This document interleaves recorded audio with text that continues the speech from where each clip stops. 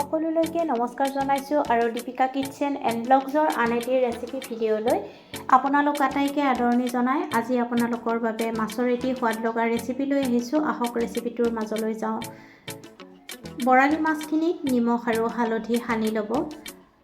যদি আপোনালোকৰ মোৰ এই ৰেচিপিটো ভাল লাগে তেতিয়াহ'লে ভিডিঅ'টোত লাইক কমেণ্ট শ্বেয়াৰ আৰু দীপিকা কিচেন চেনেলটো ছাবস্ক্ৰাইব কৰি ৰাখিব। মাছখিনি নিমখ হালধি সনা হৈছে। এতিয়া কেৰাহীত তেল গৰম হৈ আছে আৰু এই গৰম তেলত মাছ কেইপিচ ৰঙচুৱাকৈ ভাজি উঠাই ৰাখিব।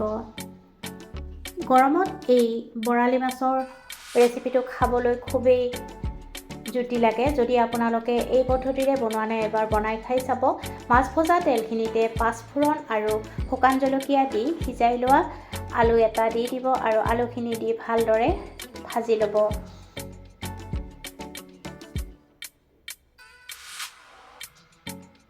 এতিয়া তাত সোৱাদমতে নিমখ আৰু হালধি দি দিব আৰু তাৰ পিছতো ভালকৈ ভাজি ল'ব।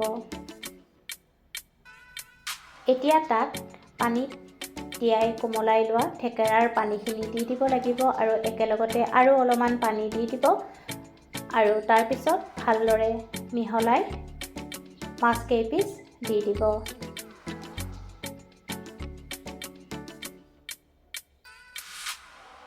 গৰমত এই মাছৰ টেঙাৰ জোলখন খাবলৈ খুবেই সোৱাদ লগা হয় আৰু খাই ভালো লাগে।